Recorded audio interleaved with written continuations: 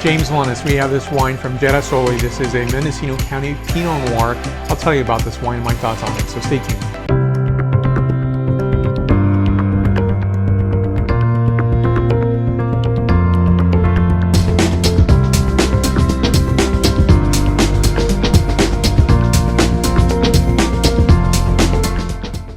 So it's very nice in 2020 to highlight wines like this because I think it's important.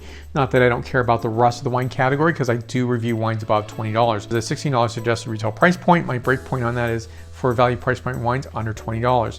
So to me, I think it's really important to highlight, bring this out, talk about these wines.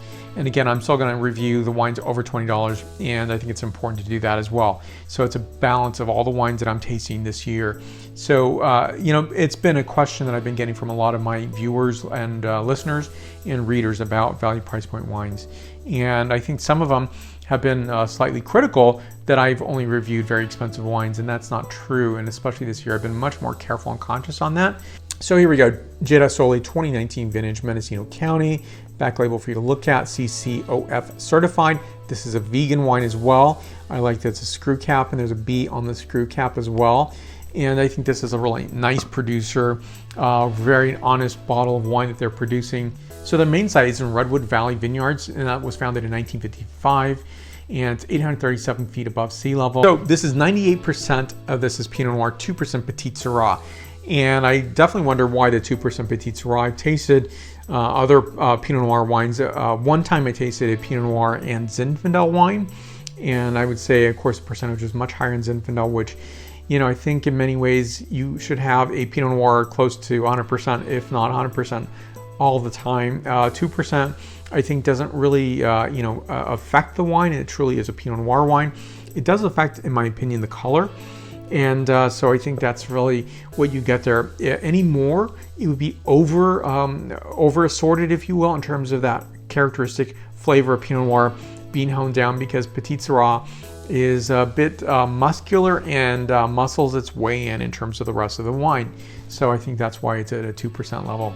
So I'm going to talk first about the vinification, then I'll taste the wine, obviously, give some scent characterization, and then the point score on this wine. So the vinification on this wine is the bunches were carefully destemmed into a stainless steel tank for fermentation.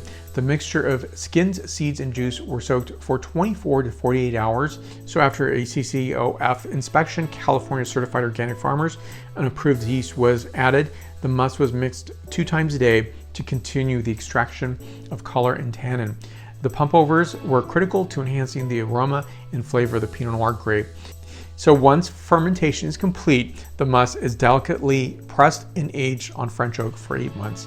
So this is a really nice, beautiful, gorgeous wine. Suggested retail price point $16. That's a really good price point, especially maybe, I know this year is very difficult for people to entertain, but maybe, if you're really concerned about budget, this is a really handsome wine without giving up any quality. Nice certification on the organic grape characteristics of the wine, as well as vegan oriented. And so just to note, this does have sulfites, so it is not a USDA organic wine certification. It is that the wine grapes were organic. And so I think that's really an important component to many people out there. So first I'm going to talk about the nose on this wine. So this is a characteristic nose of red and blackberries, a bit of red cherry note, evergreen forest, fresh red rose petals. Nicely done. Next, the palate characterization. So the palate is expressive in terms of its red cherry note, almost like a bean cherry, early season bean cherry for tart characterization, graphite for a bit of minerality, as well as clove, a bit of that indication of spice, as well as dried herbs. This wine is 91 points out of 100 points. More information on the producer will be listed down below. So I'm going to list the Pinot Blanc wine that I reviewed from Girasole. Fantastic wine, by the way. Glorious wine for seafood.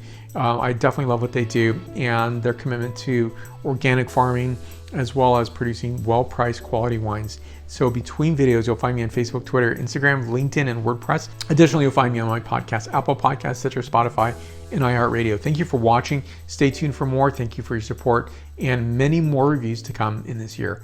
Thank you. Salute.